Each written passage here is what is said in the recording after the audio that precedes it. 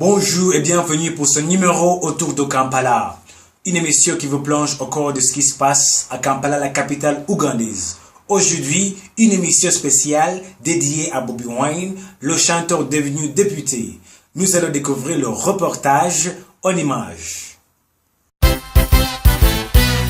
This is a message to the government, expressing what's exactly on the people's mind. Twakoye ebinyigiriza obulamu bwaffe na buli kitumalako eddembe lyaffe. Uganda etambula edda mabega kituuse n'okutwetamya eggwanga lyaffe. Actuellement, les jeunes Ougandais, notamment ceux qui sont nés pendant la période post-guerre 1986, sont marginalisés, exclus du processus politique et économique. La plupart sont au chômage, tandis que la corruption est chronique, la pauvreté en os et l'insécurité urbaine très inquiétante. Kyagulanyi Ssentamu Robert, plus connu sous le nom de Bobi Wine, est la voix de ces jeunes Ougandais.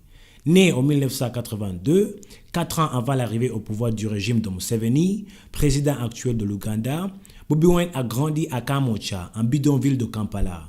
C'est dans ce quartier populaire de la capitale que le président du ghetto, comme on le surnomme, a commencé sa carrière de musique. I am this bad man from Kamocha. Everything what me I do is all Kamocha. And I'm straight up made in Kamocha. So who no better know you?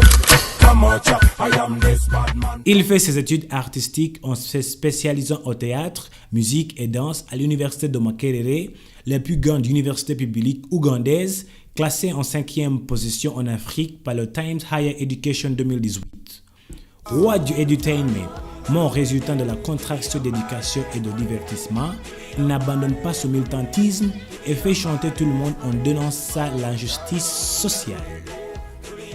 Dans les chansons comme Yaka et Tugambere ku Jennifer, il pointe du doigt de la discrimination et l'exploitation par l'élite au pouvoir.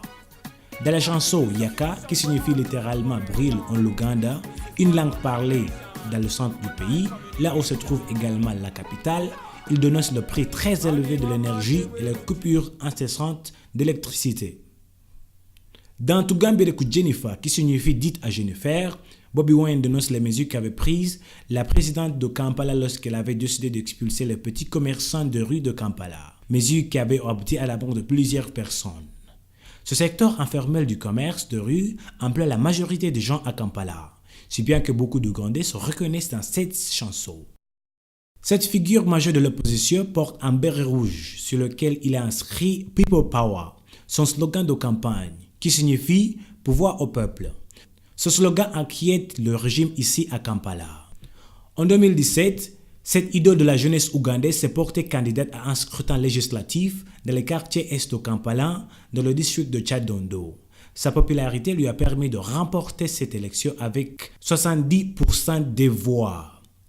Le président Museveni a dit qu'il considérait tous les jeunes comme ses bazukulu, c'est-à-dire ses petits-enfants. Mais Bobi Wine est son musical têtu.